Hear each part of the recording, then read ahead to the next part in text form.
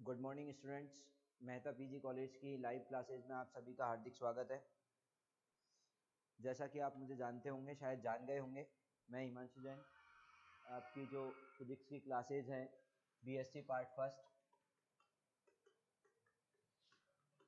और जो आपका पेपर चल रहा है पेपर फर्स्ट मैकेनिक्स यांत्रिकी, जिसके बारे में हम बीच चैप्टर में पहुंच गए हैं कि जहां पर अपन पढ़ रहे हैं यूनिट फर्स्ट में। और यूनिट फर्स्ट में भी अपना जो चैप्टर चल रहा है चैप्टर फर्स्ट चल रहा है। आपको पता होगा 3 चैप्टर है, चैप्टर फर्स्ट चल रहा है। इस चैप्टर फर्स्ट में चैप्टर फर्स्ट का नाम जो है यहाँ पर आपका, मैं उस चीज को भी लिख देता हूँ, frame of reference. Frame of reference, clear? निर्देश तंत्र, हिंदी में बोलूँ तो निर्देश तंत्र, ठीक है, जिसके बारे में हम डिस्कशन कर रहे हैं। फ्रेम ऑफ रेफरेंस क्या होते हैं, types of frame of reference, inertial non inertial frame of reference, इन सभी चीजों के बारे में डिस्कशन कर चुके हैं आपके यहाँ पर। उसके बाद कोऑर्डिनेट ट्रांसफॉर्मेशन, और कोऑर्डिनेट ट्रांसफॉर्मेशन के बाद आप लोगों ने कुछ निर्देश तंत्र पढ़े थे अलग अलग कंडीशन में, कि एक इस तरीके से हो निर्देश तंत्र, किस तरीके से कि आपके वहां पर क्या हो कि दोनों फ्रेम क्या हो, रेस्ट पर हो, मतलब स्थानांतरित गति के लिए रूपांतरण समीकरण। एक आपने पढ़ा था कि एक फ्रेम कांस्टेंट या यूनिफॉर्म वेलोसिटी से मूव कर रहा है दूसरे फ्रेम के रेस्पेक्ट में, ठीक है। उसके लिए एक बार आपने पढ़ा कि आपका जो फ्रेम है क्या है, इंक्लाइंड है, किसी निश्चित कोण से क्या हुआ है, झुका हुआ है, ठीक है। और एक आपने पढ़ा कि आपका जो फ्रेम है वो रोटेट हो रहा है, मतलब टाइम के साथ उसका एंगल क्या हो रहा है, चेंज हो रहा है, टाइम के साथ उसका क्या हो रहा है, एंगल चेंज हो रहा है। इन सब चीजों के बारे में अपन डिस्कशन कर चुके हैं, ठीक है। अब जो अपना मोस्ट इंपोर्टेंट टॉपिक इस यूनिट में, इन सभी चीजों के डिस्कशन के बाद अपना जो टॉपिक है वो है गैलीलियन ट्रांसफॉर्मेशन इक्वेशन, गैलीलियन रूपांतरण समीकरण, गैलीलियन रूपांतरण समीकरण, ठीक है। गैलीलियन रूपांतरण समीकरण, गैलीलियन ट्रांसफॉर्मेशन इक्वेशन, जिसके बारे में हम क्या करेंगे, अब स्टडी करेंगे। देखो मैंने पूरा समराइज कर दिया क्या क्या पढ़ चुके हैं और क्या पढ़ने वाले हैं। गैलीलियन ट्रांसफॉर्मेशन समीकरण पढ़ने वाले हैं सबसे पहले।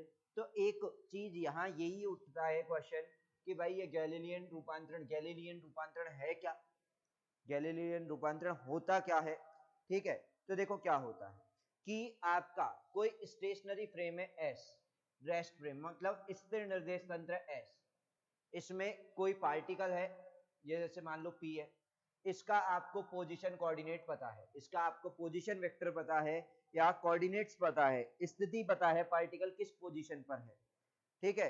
तो वे इक्वेशन जिनके द्वारा कोई दूसरा, एक और आपके पास इनर्शियल फ्रेम है, एक आपके पास इनर्शियल फ्रेम है एस जिसमें कोई पॉइंट पी है, उसके आपको क्या पता है, पोजीशन पता है, पोजीशन वेक्टर या कोऑर्डिनेट्स पता है, ठीक है। एक आपके पास दूसरा इनर्शियल फ्रेम है एस डैश, वो हो सकता है रेस्ट पर हो सकता है कांस्टेंट वेलोसिटी से मूव कर रहा हो सकता हो इनिशियली यहाँ पर कोइंसाइड हो सकता है इनिशियली क्या नहीं हो, कोइंसाइड नहीं हो, मतलब अध्यारोपित नहीं हो t इक्वल्स टू 0 टाइम, किसी भी तरीके से हो सकता है कि एक दूसरा फ्रेम है एस डैश, उसके लिए इसी पार्टिकल की दूसरा फ्रेम है एस डैश, उसके लिए इसी पार्टिकल की, सेम पार्टिकल की जो कोऑर्डिनेट क्या कर सके, जिन इक्वेशन के थ्रू फाइंड कर सके, जिन इक्वेशंस के थ्रू दूसरे फ्रेम में सेम पॉइंट की क्या फाइंड कर सके, पोजीशन फाइंड कर सके, स्थिति प्राप्त कर सके, ये क्या कहलाता है, ये रूपांतरण क्या कहलाता है, गैलीलियन रूपांतरण।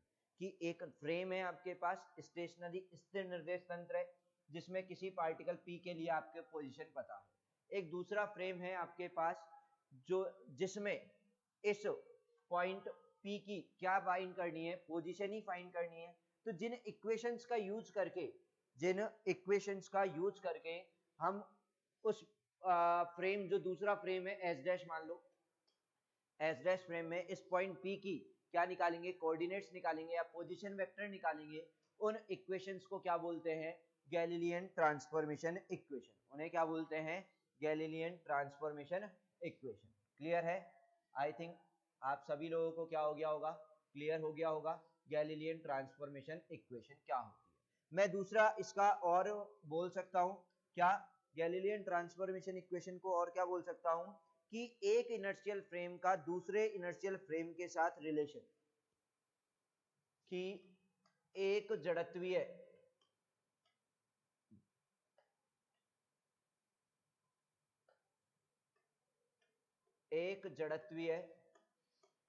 निर्देश तंत्र का दूसरे जड़त्वीय निर्देश तंत्र के साथ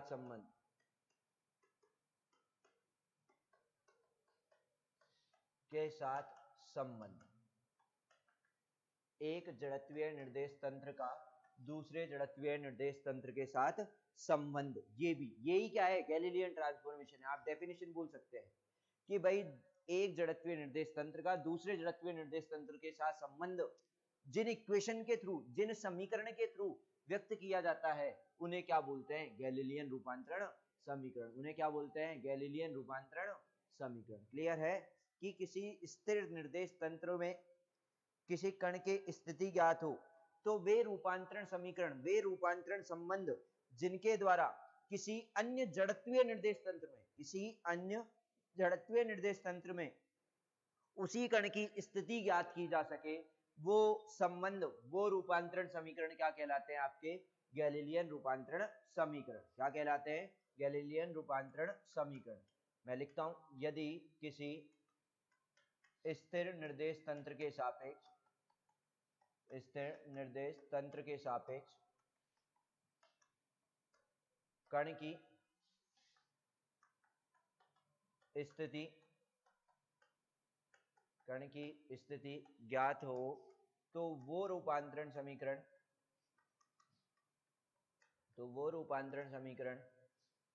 जिनके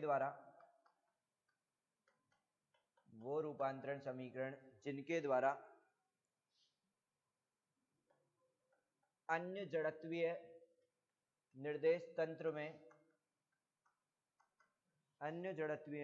निर्देश तंत्र में कण की स्थिति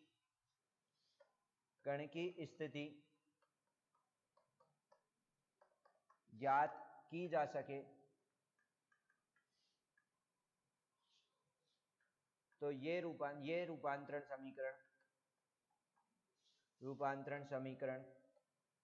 गैलीलियन रूपांतरण समीकरण कहलाते हैं।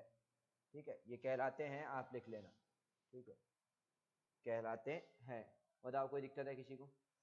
क्लियर है? मैंने भी तो यही बताया था आपका। जैसे मैं थोड़ा सा और एक्सप्लेन करूं इसको फर्दर नेक्स्ट स्लाइड में, देखो क्या, कि जैसे एक फ्रेम है एस, एक क्या है, फ्रेम एस है जिसके कोऑर्डिनेट एक्स वाई जेड है, ओरिजिन क्या है, ओ है।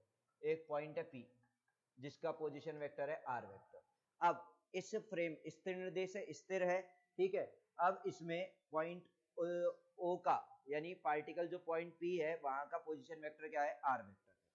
ठीक है, अब आपका एक और दूसरा इनर्शियल फ्रेम मान लिया आपने, दूसरा क्या मान लिया, इनर्शियल फ्रेम मान लिया। कौन सा, एस डैश। कौन सा फ्रेम मान लिया, एस डैश। ठीक है, जिसका ओरिजिन ओ डैश है।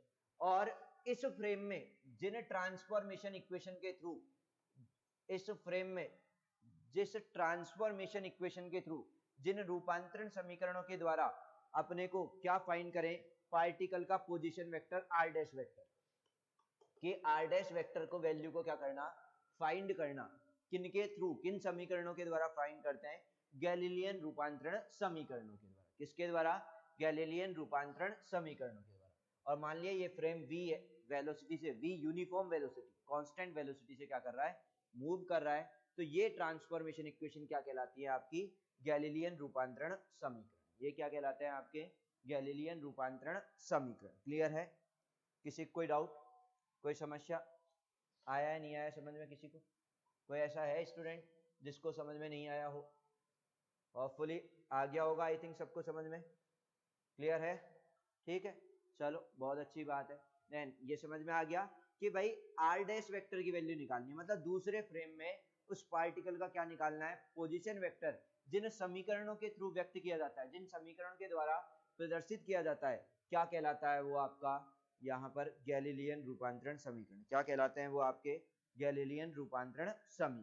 क्लियर है, कोई डाउट किसी को? देन आपका एस फ्रेम है। देन अब देखो यहां पर मैं यहीं पर डालता हूं जो अपना नया टॉपिक है। अब जो आपने गैलीलियन रूपांतरण समीकरण लिखा है, अब उसमें यहीं पर देखो आपका 2 पॉइंट है यहां पर, इसके 2 पार्ट। पहला कि जब दोनों निर्देश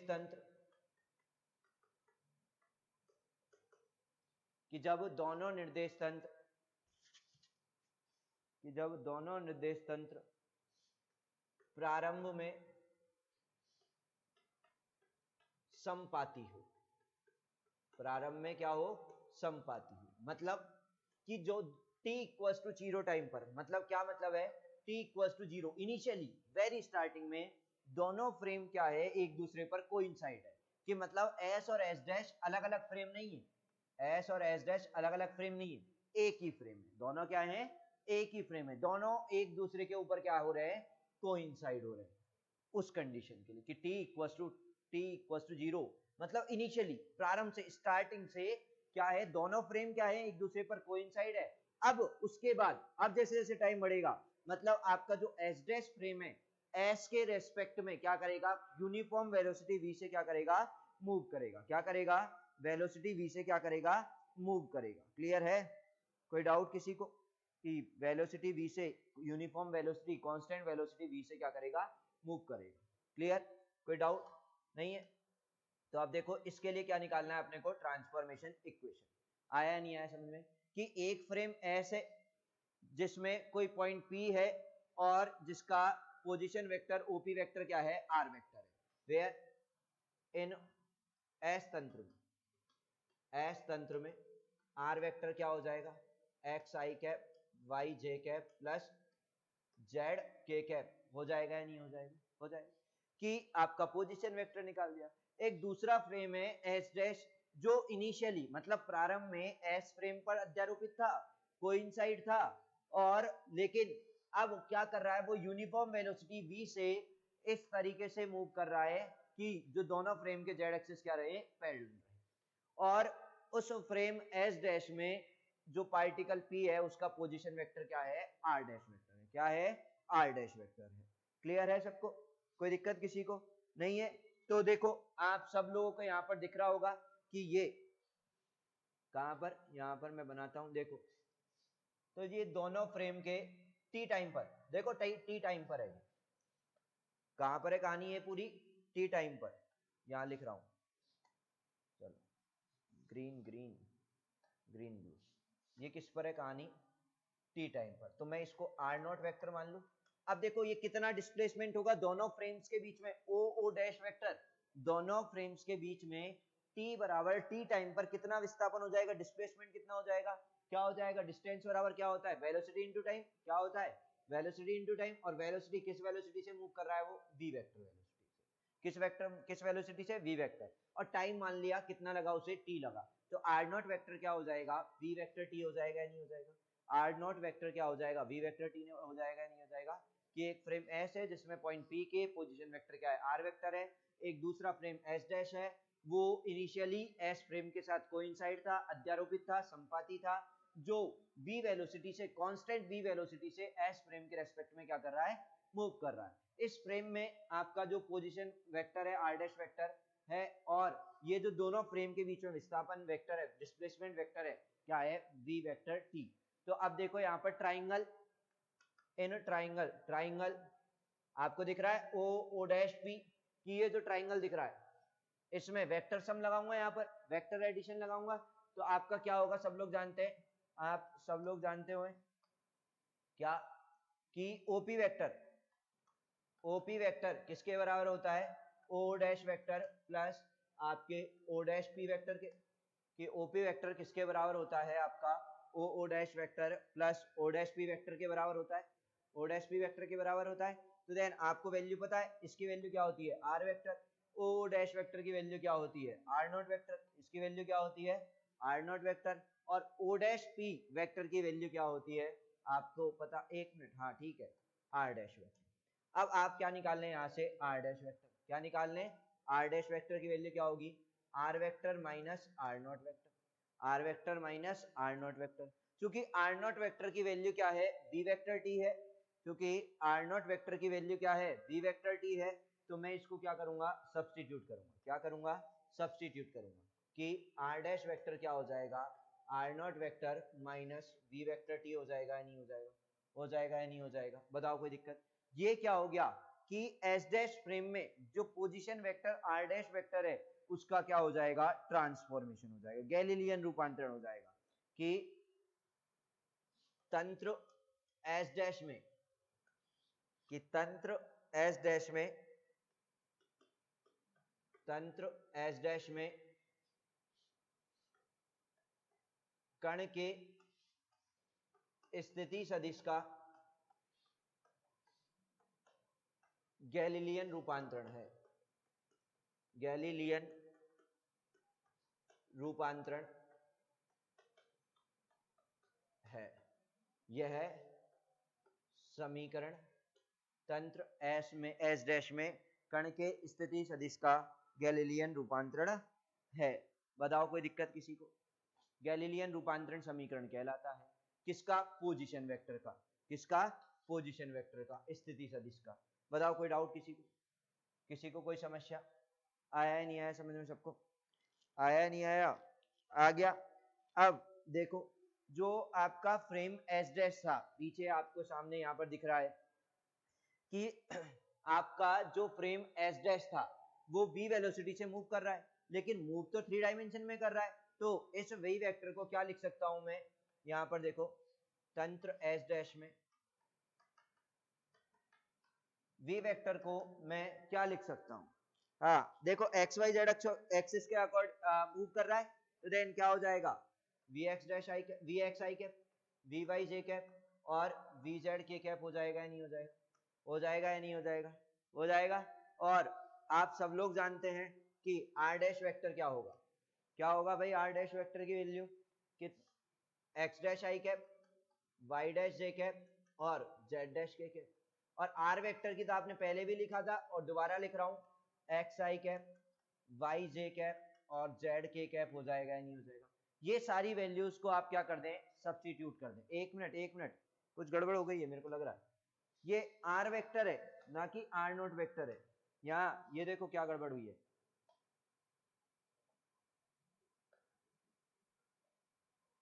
ये आर नोट नहीं है, आर वेक्टर है, क्या है, r vector minus r naught की तो वैल्यू पुट की है ना, वी वेक्टर टी, ठीक है। देन अब आपको पता है कि भाई तीनों की वैल्यू पता लग गई, आर वेक्टर क्या है, आर डैश वेक्टर क्या है और वी वेक्टर क्या है, तीनों वेलोसिटी वेक्टर यही होगा, देन आर डैश वेक्टर यही होगा और आर वेक्टर यही होगा। इन तीनों को क्या कर दो, सब्स्टिट्यूट कर दो ऊपर इस इक्वेशन 1 में, इसको नाम दे दो इक्वेशन 1, समीकरण 1 में। समीकरण 1 से आर डैश वेक्टर की वैल्यू पुट करो कि एक्स डैश आई कैप, वाई डैश जे कैप, जेड डैश के cap equals to R vector की वैल्यू एक्स आई कैप, वाई जे कैप प्लस जेड के cap minus V vector T, V vector की value क्या है, V x I cap, we Y J cap plus V Z के cap, और time क्या है T, T का क्या है मल्टीप्लाई। अब देखो आई कैप के साथ लिख दो, जे कैप के साथ और के कैप के साथ, यहां पर तो सेम, यहां पर तो क्या चलेगा सेम, यहां क्या होगा देखो आई कैप आएगा, आई कैप का आई कैप के साथ, तो x माइनस वी एक्स और मल्टीप्लाई में टी भी है, भूलना नहीं है टी भी है मल्टीप्लाई में, I cap plus y minus we Y T J cap plus z minus V Z T K cap हो जाएगा या नहीं हो जाएगा। बताओ कोई प्रॉब्लम है किसी को, किसी को कोई समस्या यहाँ पर, किसी को कोई समस्या यहाँ पर, कोई डाउट, क्लियर है सबको। अब क्या कर दो, दोनों साइड कंपैरिजन कर दो, क्या आई कैप का आई कैप के साथ, जे कैप का जे कैप के साथ और के कैप का के कैप के साथ, आई कैप का आई कैप के साथ, जे कैप का जे कैप के साथ और के कैप का के कैप के साथ क्या कर दो, कंपैरिजन कर दो, तुलना कर दो। तुलना करेंगे तब क्या फाइंड होगा अपने को, यहाँ देखो सामने तुलना करने पर, कंपैरिजन करने, हिंदी मीडियम की क्लास है इसलिए हिंदी टर्मिनोलॉजी का ज्यादा यूज कर रहा हूं मैं, ठीक है। तो कंपैरिजन करेंगे तो आप देखो आई कैप का आई कैप के साथ करेंगे तो यहाँ पर आई कैप का कोफिशिएंट क्या है आपका एक्स डैश, और इधर आई कैप का कोफिशिएंट क्या है x minus we x t. तो मैं लिखता हूं यहाँ पर नेक्स्ट स्लाइड में, तुलना करने पर देन एक्स डैश बराबर क्या आएगा वी एक्स माइनस, एक मिनट, एक्स माइनस क्या वैल्यू आएगी यहाँ पर आपके x minus we x T, X minus we x T आ जाएगा या नहीं आ जाएगा। इसी तरीके से जब जे कैप का कंपैरिजन करोगे तो y minus we Y T आ जाएगा, और इसी तरीके से z डैश का कंपैरिजन करोगे z minus V Z T हो जाएगा या नहीं हो जाएगा, z माइनस क्या हो जाएगा वी जेड टी आ जाएगा या नहीं आ जाएगा। बताओ कोई दिक्कत है किसी को, आया है नहीं आया समझ में, बताओ कोई समस्या किसी को, क्लियर है सबको, ठीक है। कि आपने अब ये क्या हो गया, ये देखो ये क्या हो गया कोऑर्डिनेट्स हो गए, निर्देशांकों में गैलीलियन रूपांतरण हो गया। देखो आपने पहले क्या निकाला पोजीशन वेक्टर का गैलीलियन ट्रांसफॉर्मेशन, स्थिति सदिश पोजीशन वेक्टर का गैलीलियन ट्रांसफॉर्मेशन देखा ये वाली इक्वेशन 1 में, और इक्वेशन जो ये आई है आपकी यहां पर इनको नाम दे देता हूं 2a 2b और 2c, ये क्या है आपके निर्देशांकों के गैलीलियन रूपांतरण है। मैं लिखूं ये समीकरण 2a 2b तथा 2c निर्देशांकों के गैलीलियन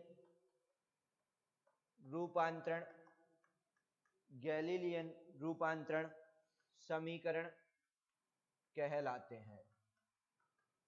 कि निर्देशांकों के कोऑर्डिनेट्स के क्या कहलाते हैं ये ट्रांसफॉर्मेशन। आपसे पूछ ले कि गैलीलियन में कोऑर्डिनेट का ट्रांसफॉर्मेशन किस तरीके से होगा, इस तरीके से कि x डैश बराबर x minus we x t, y dash बराबर y minus we Y t, और z डैश बराबर z minus V Z t. इस तरीके से आपके कोऑर्डिनेट्स का क्या होगा ट्रांसफॉर्मेशन होगा, गैलीलियन ट्रांसफॉर्मेशन होगा। बताओ कोई दिक्कत किसी को।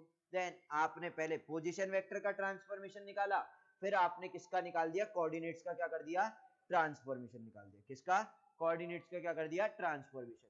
ये कब निकाला आपने कि जब आपके दोनों फ्रेम है एस और एस डैश दोनों इनर्शियल फ्रेम है t इक्वल टू 0 टाइम पर, मतलब इनिशियली प्रारंभ में क्या है एक दूसरे पर कोइंसाइड है, संपाती है, अध्यारोपित है एक दूसरे पर, ठीक है, सुपर इम्पोज्ड है।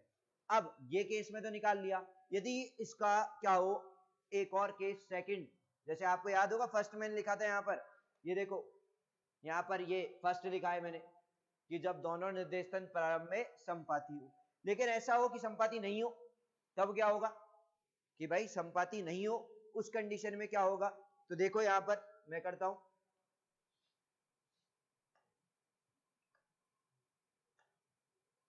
देखो केस बी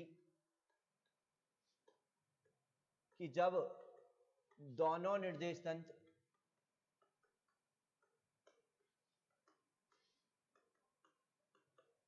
प्रारंभ में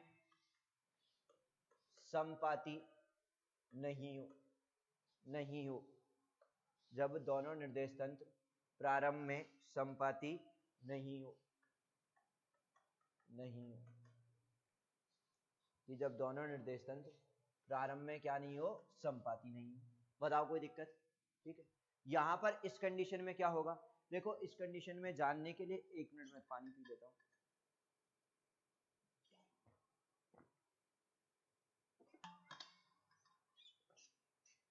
हाँ देखो कि जब दोनों निर्देश तंत्र प्रारंभ में संपाती नहीं हो, जब दोनों क्या नहीं हो आपके यहाँ पर कोइंसाइड नहीं हो, तो उस कंडीशन में क्या होगा। देखो यहाँ पर ये चीज समझने की है, बहुत इंपॉर्टेंट चीज क्या कि आपका एस फ्रेम तो ऐसे है, कोई प्रॉब्लम ही नहीं है, एक्स वाई और जेड एस फ्रेम, ठीक है। अब मैं वो पॉइंट पी बनाऊंगा, अभी रुक जाओ, एस फ्रेम के लिए बनाऊंगा, मैं पहले एस डैश फ्रेम बना देता हूं, ठीक है। ये क्या है आपका s dash frame, x dash y dash s dash frame बना दी, ठीक है। ये कौन सा फ्रेम बना दिया एस डैश, ये क्या आ गया,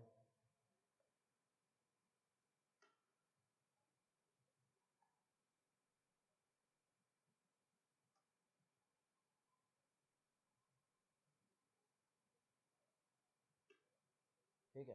देन मैं यहाँ पर अपन कर लेंगे इसको, ठीक है। देन इस तरीके से क्या हो, इस तरीके से हो कि आपका एक फ्रेम एस है, एक दूसरा एस डैश फ्रेम है, दोनों के बीच में पोजीशन वेक्टर क्या है, यहां पर मैंने मेंशन कर दिया, कौन सा वेक्टर है, आर नॉट वेक्टर, कौन सा वेक्टर है यहां पर दोनों के बीच में, आर नॉट। देन अब एक पॉइंट पार्टिकल है पी, ये रहा, के तंत्र एस में बात कर रहा हूं, जिसका पोजीशन वेक्टर क्या है, आर वेक्टर, जिसका पोजीशन वेक्टर क्या है, आर वेक्टर है, जिसका पोजीशन वेक्टर क्या है, आर वेक्टर। क्लियर है कि अब देखो कि आपका एक फ्रेम एस है जिसका पॉइंट पी के लिए पोजीशन वेक्टर क्या है, आर वेक्टर है, पॉइंट पी का पोजीशन वेक्टर क्या है आपका भाई, आर वेक्टर है। क्लियर। और अब एक और तंत्र है, फ्रेम है एस डैश, जो यूनिफॉर्म वेलोसिटी v से s के रेस्पेक्ट में मूव कर रहा है, लेकिन प्रारंभ में दोनों फ्रेम क्या नहीं है, कोइंसाइड नहीं है, एक दूसरे के संपाती नहीं है, दोनों फ्रेम देखो पहले से ही डिस्प्लेसमेंट है दोनों के बीच में आर नॉट वेक्टर, दोनों फ्रेम के जो ओरिजिन है ओ डैश, दोनों के बीच में पहले से ही डिस्प्लेसमेंट है, दोनों के बीच में क्या है, पहले से डिस्प्लेसमेंट है, दोनों एक दूसरे पर, मतलब t इक्वल्स टू 0 टाइम पर संपाती नहीं है, t इक्वल्स टू 0 टाइम पर क्या नहीं है, संपाती नहीं है, कोइंसाइड नहीं हो रहे एक दूसरे पर। तो अब अपन t equals to t time पर स्टडी कर रहे हैं कि भाई ये जब संपाती नहीं है, मूव करता करता कहां पहुंच जाएगा, कहीं इस पोजीशन पर पहुंच जाएगा, यहां पर आ जाएगा, मूव करता करता आ जाएगा या नहीं आ जाएगा, कि x डबल डैश मान लो, y डबल डैश मान लो, और ये क्या है, z डबल डैश मान लो, इसके कोऑर्डिनेट क्या मान लो, z डबल डैश मान लो, ठीक है, ओरिजिन मान लो आप o डबल डैश। अब ये जो फ्रेम है मूव करता करता कहा आ गया, यहां पर आ गया v, यूनिफॉर्म वेलोसिटी v से मूव करता करता यहां आ गया, कहां पर, कि जो s फ्रेम, देखो ऐसा नहीं है तीन फ्रेम है आपके पास, वही दो फ्रेम है s और s डैश, दोनों स्टार्टिंग में पहले तो क्या थे, कोइंसाइड, पिछले वाले केस में, ठीक है। देन और फिर टी टाइम पर स्टडी की तो दो ही फ्रेम बने। अब देखो अपने पास दो फ्रेम है पहले से ही, और दोनों अलग अलग रखे हुए हैं, ऐसा नहीं है दोनों एक दूसरे पर कोइंसाइड नहीं है, दोनों कहां रखे हुए हैं, अलग अलग रखे हैं, यहाँ पर आपके दोनों फ्रेम जब आपके कहां रखे हुए हैं, अलग अलग रखे हुए हैं, मतलब दोनों के बीच में पहले से ही क्या है, डिस्प्लेसमेंट वेक्टर है, आर नॉट वेक्टर। अब क्या है, जो एस डैश फ्रेम है, यूनिफॉर्म वेलोसिटी v से क्या किया, मूव करना स्टार्ट किया, यूनिफॉर्म वेलोसिटी v से मूव करना स्टार्ट किया, तो t टाइम पर वो जो s डैश फ्रेम था वो कहां पहुंच गया, s डबल डैश वाले फ्रेम की जगह, कि s डबल डैश हमें t टाइम पर क्या बता रहा है, मेंशन कर रहा है। क्लियर है, कोई डाउट किसी को, कि ये s डैश फ्रेम ही s डबल डैश है, लेकिन s double dash t time पर है, और s डैश कहां पर है, इनिशियल है, और s का है अलग है, जिनके बीच में क्या है, डिस्प्लेसमेंट है, s और s डैश के बीच में r नॉट वेक्टर। तो देन जो आपका s डबल डैश आया है, उसमें पार्टिकल का पोजीशन वेक्टर क्या होगा, आप मान लेते हैं यहां पर इस पॉइंट P के लिए ही पोजीशन वेक्टर क्या है, r डैश वेक्टर है, क्या है, r डैश वेक्टर है। कोई प्रॉब्लम किसी को, किसी को कोई प्रॉब्लम नहीं, यहाँ ये r वेक्टर, ये r डैश वेक्टर। अब जब ये s dash frame v velocity से मूव करता हुआ पहुंचा, तो आपका यहाँ पर जो ये पोजीशन वेक्टर है o डैश और o डबल डैश फ्रेम के बीच में, ये क्या हो जाएगा, ये क्या हो जाएगा, r नॉट डैश वेक्टर मान लो इसको, क्या मान लू, r नॉट डैश वेक्टर हो जाएगा या नहीं हो जाएगा। अब r नॉट डैश वेक्टर की वैल्यू क्या होगी, r नॉट डैश वेक्टर की वैल्यू क्या होगी, हाँ देखो कि देखो ये v वेलोसिटी से मूव कर रहा है, तो देन डिस्प्लेसमेंट होगा, डिस्प्लेसमेंट क्या होता है, वेलोसिटी इनटू टाइम, पढ़ चुके हैं नहीं पढ़ चुके, वेलोसिटी इनटू टाइम हो जाएगा या नहीं हो जाएगा, बताओ आपका o dash o double dash vector कितना हो जाएगा, आपका v वेक्टर t हो जाएगा या नहीं हो जाएगा। सर ये क्यों लिया, यहाँ पर वेलोसिटी इसमें क्यों नहीं ली, भाई ये तो s और s डैश दोनों इनिशियल ही है, दोनों के बीच में पहले से ही है फिक्स डिस्प्लेसमेंट, अब ये मूव करना लगा है, एस डैश फ्रेम अब क्या करने लगा है आपका, मूव करने लगा है, अब मूव करने लगा है आपका एस डैश फ्रेम, और मूव करते करते वो कहां पहुंच गया है, एस डबल डैश वाली पोजीशन पर।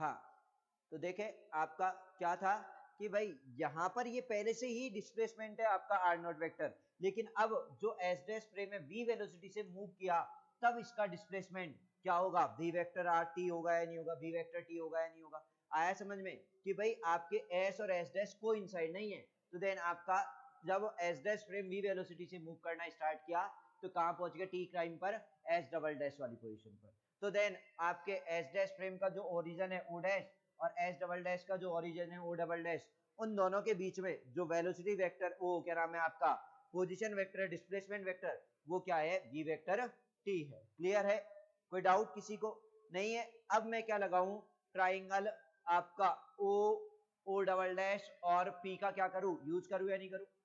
इन ट्राइंगल त्रिभुज O, O double dash P में, देन इसको ब्रेक करके लिख सकता हूं मैं इस तरीके से, OP vector, OP vector equals to क्या होगा आपका, O, O double dash vector plus O double dash P vector. लिख सकता हूं या नहीं लिख सकता, लिख सकता हूं भाई, ट्राइंगल वेक्टर रूल से।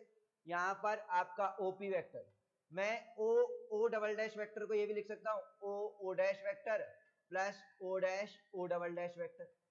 लिख सकता है नहीं लिख सकता, plus O double dash P vector. कोई प्रॉब्लम है किसी को, देन क्लियर होगा। यहां पर इन दोनों का ओ डबल डैश को क्या लिख सकता हूं, ओ डैश और ओ dash O double dash. Then अब ओपी वेक्टर की वैल्यू लिखो। ओपी वेक्टर की वैल्यू क्या है आपके, यहां पर आपको दिख रहा होगा, ओपी वेक्टर क्या है, आर वेक्टर है। क्या है, आर वेक्टर है। ओ डैश वेक्टर क्या है आपका, आर नॉट वेक्टर है। क्या है, आर नॉट वेक्टर। और ओ dash O double dash vector क्या है, वी वेक्टर टी है। क्या है आपका, वी वेक्टर टी है। और O double dash P vector क्या है आपका, आर डैश वेक्टर है या नहीं है। तो आर डैश वेक्टर की यदि आप वैल्यू फाइंड करेंगे, आर डैश वेक्टर की यदि आप क्या फाइंड करेंगे, वैल्यू फाइंड करेंगे। क्या फाइंड करेंगे, वैल्यू फाइंड करेंगे। तो क्या आएगा आपका, R vector minus are not vector minus V vector T. आ जाएगा या नहीं आ जाएगा, आ जाएगा या नहीं आ जाएगा, बताओ कोई दिक्कत है। और ये क्या हो गया कि जब दोनों फ्रेम इनिशियली कोइंसाइड नहीं थे, जब दोनों फ्रेम इनिशियली क्या नहीं थे आपके, कोइंसाइड नहीं थे, उस कंडीशन में आपका जो पोजीशन वेक्टर है उसका क्या हो गया, transformation equation, Galilean transformation equation हो गया। कि जब दोनों फ्रेम एस और एस डैश दोनों फ्रेम इनिशियली आपके क्या नहीं है, कोइंसाइड नहीं है, तो उस कंडीशन में ये क्या हो गया आपका, यहां पर पोजीशन वेक्टर का गैलीलियन ट्रांसफॉर्मेशन इक्वेशन। क्या हो गया, पोजीशन वेक्टर का गैलीलियन ट्रांसफॉर्मेशन इक्वेशन। बताओ कोई डाउट किसी को, कोई समस्या किसी को, क्लियर है सबको, आगे सबको समझ में। चलो ठीक है। अब ये दोनों कंडीशन कर लिया आपने कि जब दोनों कोइंसाइड नहीं हो और जब दोनों क्या हो, कोइंसाइड हो इनिशियली टाइम पर। अब क्या निकालना है अपने को, दो बिंदुओं के मध्य विस्थापन रूप का रूपांतरण की डिस्प्लेसमेंट का क्या निकालना है अपने को, यहाँ पर ट्रांसफॉर्मेशन निकालना है कि दो पॉइंट्स के बीच में डिस्प्लेसमेंट का क्या निकालना है, ट्रांसफॉर्मेशन। देखो नेक्स्ट स्लाइड में, यहां पर मैं बताता हूं आपको, सामने नेक्स्ट है, इसी में देखो गैलीलियन के अंदर ही है सारी चीजें, गैलीलियन के अंदर ही है। पहले तो अपन ने निकाला पोजीशन वेक्टर का रूपांतरण आर वेक्टर का, अब उसके भी दो पार्ट थे। पहला मेन कौन सा था, पोजीशन वेक्टर का ट्रांसफॉर्मेशन, उसके भी दो पार्ट थे। कौन सा, कि जब दोनों फ्रेम कोइंसाइड हो इनिशियली और दोनों फ्रेम कोइंसाइड नहीं हो इनिशियली, ये दो केस। अब दूसरा कौन सा है कि आपके पास क्या है, दो पॉइंट्स है, उनके बीच में डिस्प्लेसमेंट का क्या निकालना है, ट्रांसफॉर्मेशन। उनके बीच में क्या निकालना है, डिस्प्लेसमेंट का ट्रांसफॉर्मेशन। कैसे निकालेंगे, देखो मैं हेडिंग डालता हूं यहां पर, दो बिंदुओं के मध्य विस्थापन का रूपांतर, दो बिंदुओं के मध्य विस्थापन का रूपांतर, डिस्प्लेसमेंट का ट्रांसफॉर्मेशन। देखो आप कैसे करेंगे यहां पर, ठीक है। देखो सामने कि आपका एक फ्रेम क्या है, एस, कि कोई आपका क्या है, एक फ्रेम कौन सा है, एस फ्रेम।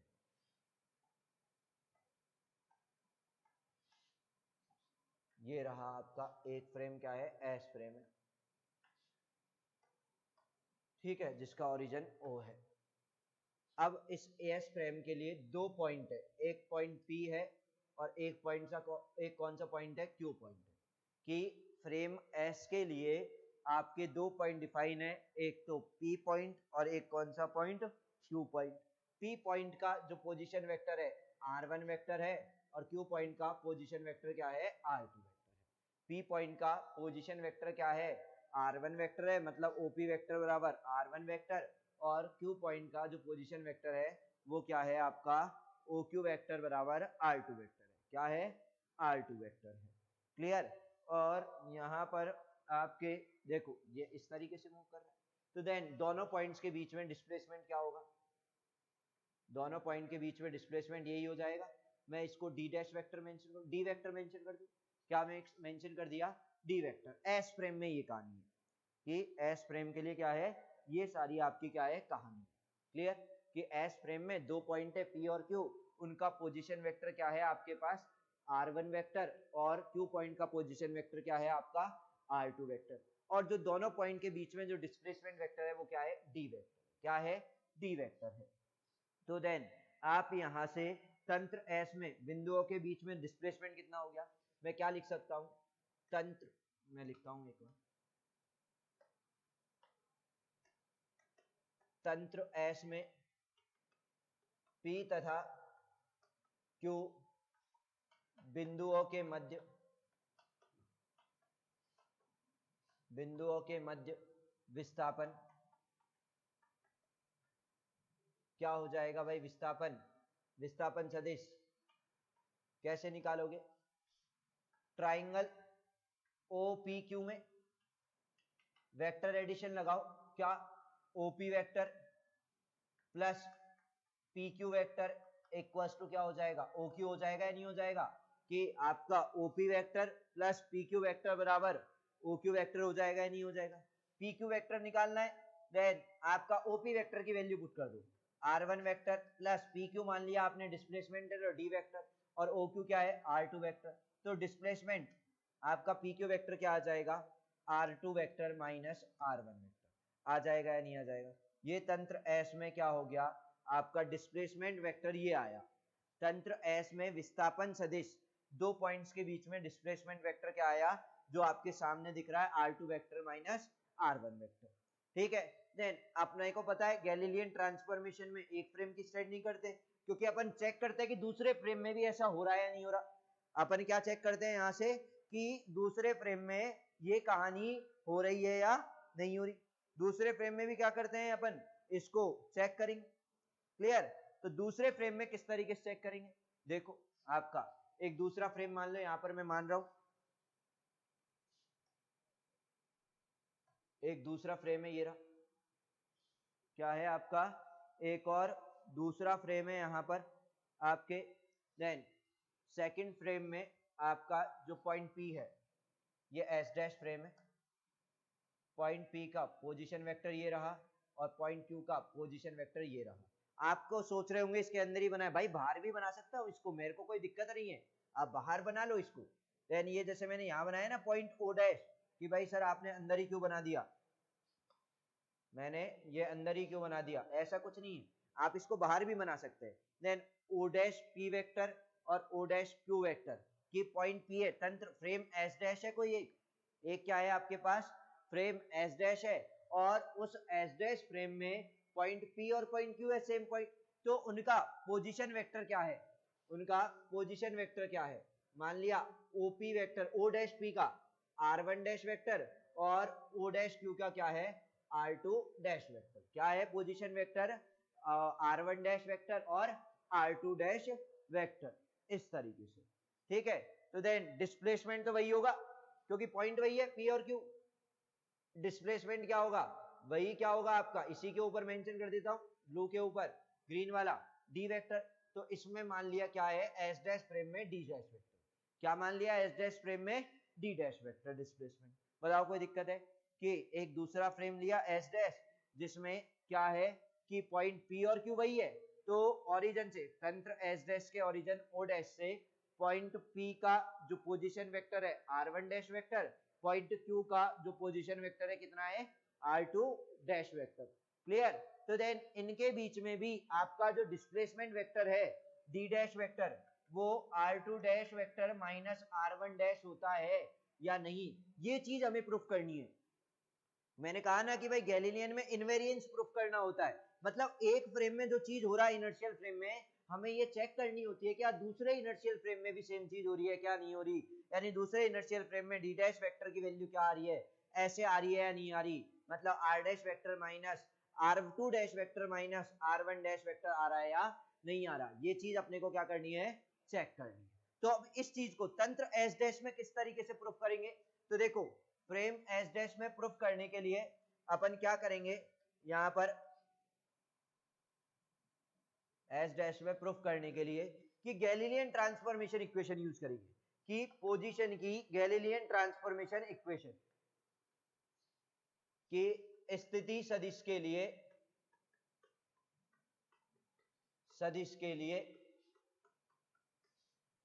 गैलीलियन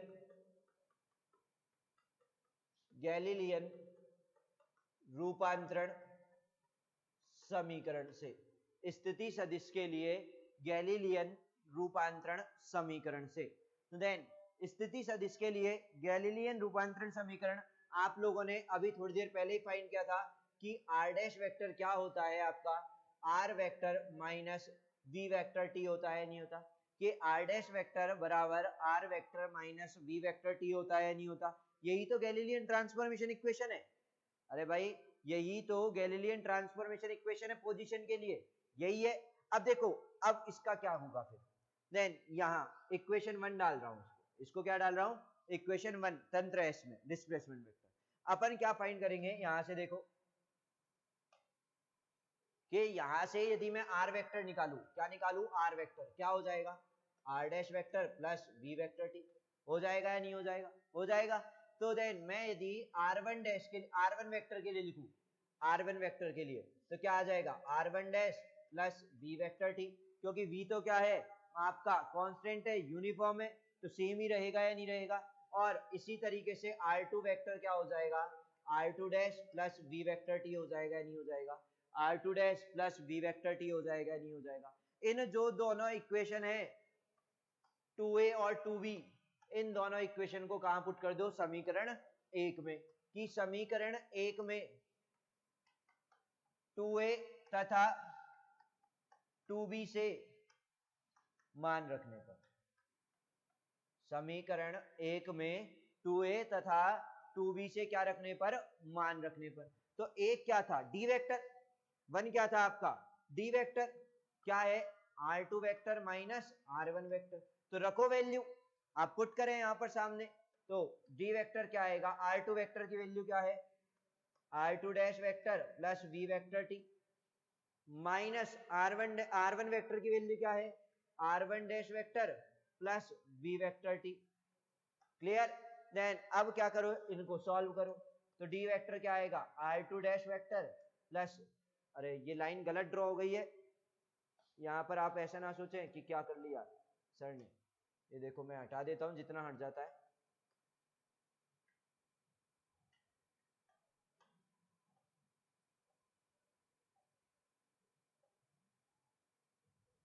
जो जो चीज गायब हुई है उनको लिख देते हैं, r2 वेक्टर, ये 2 है, ये वेक्टर है, बाकी तो और कुछ हुआ ही नहीं, ठीक है। देन r2 डैश, ये क्या कर रहा हूं मैं, हाँ r2 डैश है ये, r2 डैश, ठीक है। अब ठीक है, r2 dash plus v vector t minus r1 dash vector minus v vector t, क्यों, क्योंकि माइनस साइन का क्या हो गया अंदर multiply, then v vector t से v वेक्टर t कट गया, क्या बचा, d vector equals to, next slide में लिखता हूं मैं, यहां पर आपके d वेक्टर इक्वल्स टू क्या बचा, d वेक्टर इक्वल्स टू क्या बचा, r2 dash vector minus r1 dash vector, और यही तो क्या है डिस्प्लेसमेंट वेक्टर है, किस फ्रेम में, एस डैश फ्रेम में, कि एस डैश फ्रेम में क्या है, विस्थापन सदिश है ये, और आप यहां से देख रहे हैं कि एस फ्रेम में विस्थापन, एस डैश फ्रेम में विस्थापन के क्या आ गया, इक्विवेलेंट आया नहीं आया, एस फ्रेम में जो विस्थापन है एस डैश फ्रेम के विस्थापन सदिश के क्या आया, बराबर आया। मतलब विस्थापन क्या रहता है, इनवेरिएंस रहता है, निश्चर रहता है।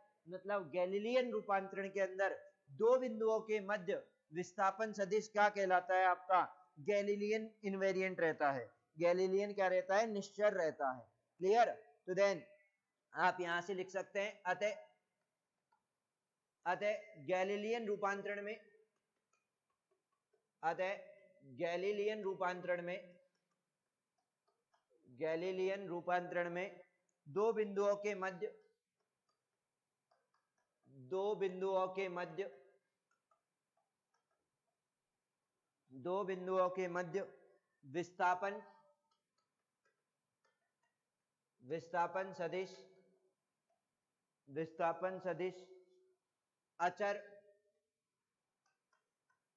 विस्थापन सदिश अचर रहता है। अतः गैलीलियन रूपांतरण में दो बिंदुओं के मध्य विस्थापन सदिश क्या रहता है, अचर रहता है। मतलब इस समीकरण से इससे क्या डिनोट हो रहा है कि भाई एक फ्रेम में जो एस फ्रेम है उसमें जो डिस्प्लेसमेंट वेक्टर डी वेक्टर आया, अब कोई दूसरा फ्रेम लिया, उन्हीं पॉइंट पी और क्यू के लिए मैंने क्या निकाला, दूसरे फ्रेम में डिस्प्लेसमेंट निकाला, वो हमेशा क्या रहेंगे, सेम रहेंगे। मतलब विस्थापन में किसी भी तरीके का क्या नहीं होगा, कोई परिवर्तन नहीं होता है। विस्थापन में किसी भी तरीके का क्या नहीं होता है, कोई परिवर्तन नहीं होता है। क्लियर है या नहीं है। तो मैं क्या लिख सकता हूं, अतः इसे विस्थापन के गैलीलियन निश्चरता का नियम भी कहते हैं। अतः इसे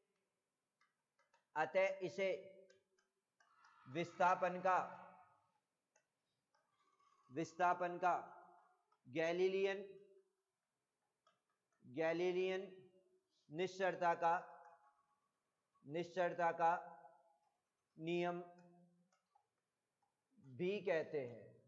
भी कहते हैं। कि मतलब अपन ने क्या किया कि एक फ्रेम जो एस है उसमें आपने क्या निकाला, दो पॉइंट्स पी और क्यू के लिए डिस्प्लेसमेंट डी वेक्टर निकाला, और दूसरा फ्रेम एस डैश है तो उन्हीं पॉइंट के लिए, सेम पॉइंट पी और क्यू के लिए विस्थापन डिस्प्लेसमेंट निकाला, तो वो क्या आते हैं, हमेशा सेम आते हैं। वो क्या आते हैं आपके, हमेशा सेम आते हैं। मतलब फ्रेम चेंज होने पर सेम पॉइंट के बीच में डिस्प्लेसमेंट में कोई चेंज नहीं होता है। मतलब डिस्प्लेसमेंट आपका कैसा रहता है, निश्चर रहता है, इनवेरिएंट रहता है, कांस्टेंट रहता है।